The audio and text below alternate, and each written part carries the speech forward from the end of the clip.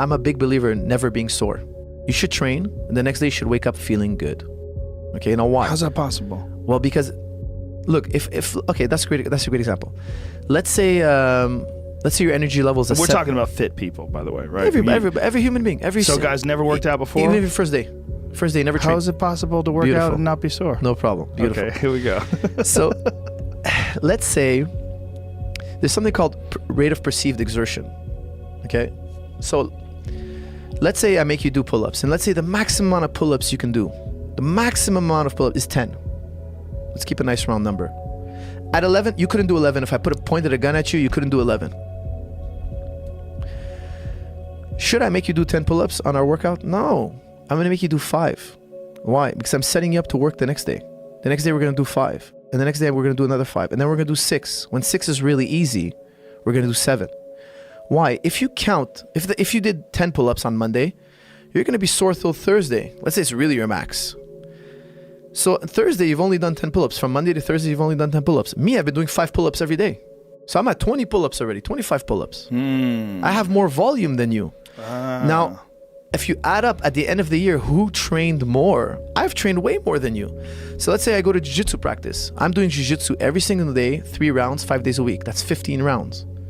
You go in twice a week, but you kill yourself. You do 5 rounds each day. You push yourself those last 2 rounds and you burn yourself out. I still did 15. You're at 10. At the end of the year, I've done countless rounds more. I've had so much more training than you. So how much training can we pack in the week? That's the real question. How much volume can you expose your athlete to?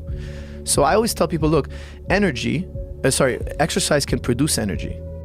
So let's say I'm feeling like a 7 out of 10.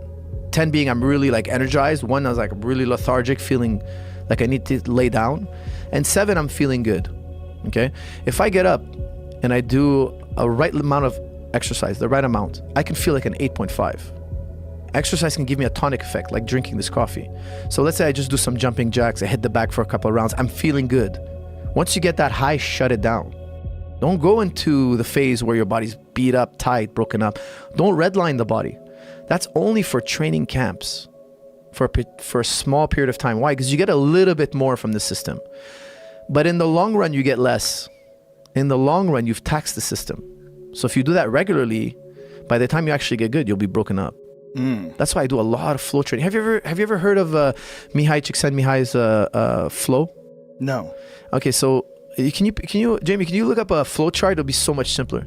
Like just put in flow in the workplace or flow chart. This is pure genius. This guy is pure genius. Basically, he went and he coined the term flow. So like when you're in a state of flow, we've all been in a state of flow. The number one way to know that you're in a state of flow is time flies by. I'm sure sometimes you've done podcasts and you're like, whoa, is it 3 hours already? Yeah. It was a great podcast. You know, the one where you have the worst guest or you're having the worst workout, it feels like every minute is an hour. That's a bad, you're not in a state of flow. A state of flow is you're having the right amount of difficulty, but it's not so difficult that you go into stress, and it's not so easy that you're bored. It's the right amount of challenge. So let's say as simple as playing like Tetris. If I put you on a level that's too high, you're gonna play for 5 minutes, you're gonna be like, I'm done. If I put you on a level too easy, you're gonna be like, this is boring. If I put you at the right amount of level, you see that's the flow channel. So if the challenge is too high, you'll meet anxiety.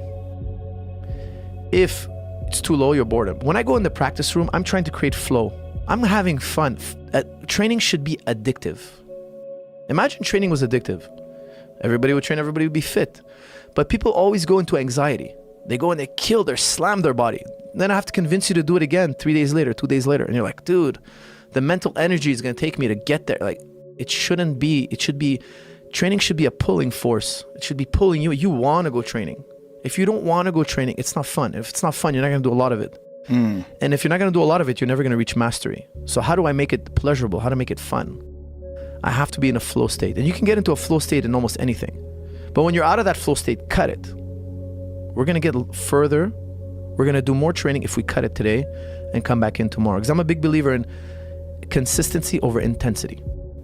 Intensity should be done once in a while, because by nature, intensity can only be done once in a while. If you're going hard every day, you're not really going hard every day. You can't go your max every day. There's a cost to going to your max. Can you sprint every single day? You cannot sprint every single day. It's ludicrous. You could sprint once or twice a week. The best sprinters in the world, they sprint once or twice a week. Nobody sprints every day, because intensity by nature entails that you need to take a break. Because if you don't need to take a break, you didn't really go to your maximum intensity.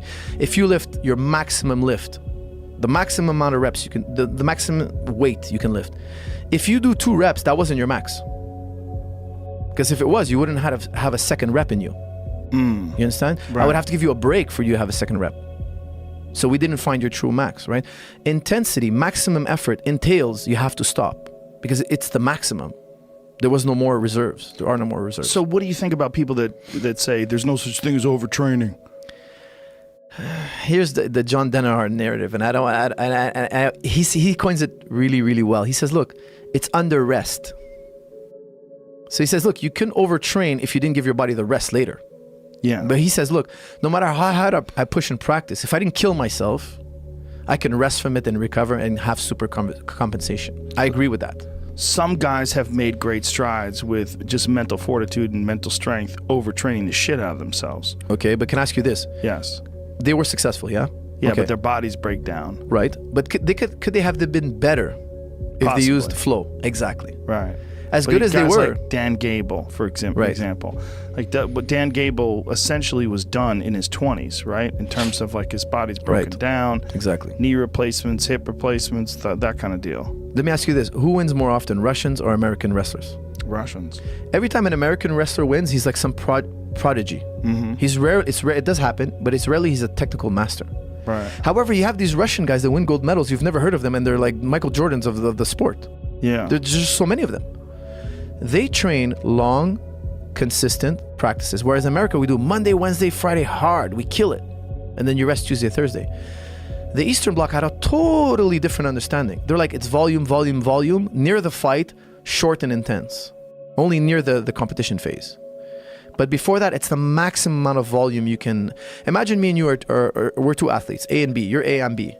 You're training jiu-jitsu 3 times a week really, really hard. You're going all out. I'm training jiu-jitsu every single day. My average practice is 2 hours. Your average practice is 2 hours. But when you go in, you kill it. Like you go with all the black belts and you kill it. At the end of the year, I'm averaging 3 practices or 2 practices more than you. So I've had 100 practices more than you by the end of the year. 104 practices. Let's give 2 weeks for vacation. 100 practices more than you. 200 hours more than you I've been training. When we roll, your intensity that you put on the mat is going to be irrelevant. Why? Because I've also tasted that intensity periodically. It's not that much of a factor now. When you go super aggressive on me, when you attack me aggressively, I have felt that. I know how to deal with it. Plus, I have an extra 100 hours on you, 200 hours. So I'm going to mangle you. You know what I'm saying? The volume is far more important than the intensity. The intensity by nature is need to be done periodically. If you do it every day, it's not intensity. So how do they structure their training? They're more playful. You know, they kind of warm up, they kind of flow roll, they do a lot of technique, high emphasis on technique. Now, a lot of people hearing this are gonna be like, well, the Russians also are funded by their government. You know, their government supports them a lot more than maybe an American wrestler. Mm-hmm. Okay, I agree with that. There are many factors. However, we cannot deny that they're technically, I hate to say the word superior, but they're technically more advanced, technically, when it comes to wrestling. They have a more of a flow understanding. They play around and the practice gets more and more intense until you see them going really, really hard. They're going live, you know? They're going really, really rough. But they were playing. They have a more playful attitude. Look at the Cubans. You ever see Cubans sparring? They're like 50 guys in a room. They're just touch sparring. There's no headgear. There's no mat on the floor. They're literally sparring on concrete. You think they're really trying to drop each other? They're on concrete. I mean, the Cubans are the top boxers. They consistently win gold medals, but in practice room, they're playful. Nobody gets hurt. Like you're saying, the Thais. Mm-hmm. The Thais are just, if you go in there and you kick a Thai really hard, he won't spar with you anymore. He'll be like, this guy's too amateur. There's a time and place for intensity. I'm not anti-intensity. I think there's a time and place. Like Angelo Dundee was probably arguably the greatest boxing trainer in history. He says, look, fighting is for fight night. In practice, it's only practice. George St. Pierre has that attitude, and I think that's why he's so good and so healthy today. You know, because he never hurts his sparring partners. People line up to want to spar with him. It's a joy to spar with him. Yeah, I love this idea and I love this approach. I think that we have this attitude that you have to be tough. We have this attitude that you have to work hard. And I mean, I've fallen prey to that many, many times in my life, where you just got to be tougher. You got to work out harder. You got to push harder. But when I read Pavel's stuff, one of the first things that struck me is like, well, yeah, of course, if you just do 5 reps every day, and then you won't be sore, you could do it more often, and then your body, like, you get farmer strength. Like, Exactly. Where's farmer strength come from? Farmers aren't, they're not going to exhaustion. No. You know, they're not like throwing hay bales to the point where, you know, they're heaving, they put their hands on their knees and like, come on, 5 more. Exactly. You should never be sore. If you're sore, you overdid it. Whoa. Because I can't train the next day if I'm sore. Well, I open the wound. Every time I work out then. What's that? I said I've overdone it every time I worked out. You may have. You may have. You gotta. There's a lot of people listening to this right now going, wait a minute. What? How the fuck? Make your workouts a 7 out of 10 and do them every day. You're gonna get far more training hours. You're gonna spike your metabolism far more often.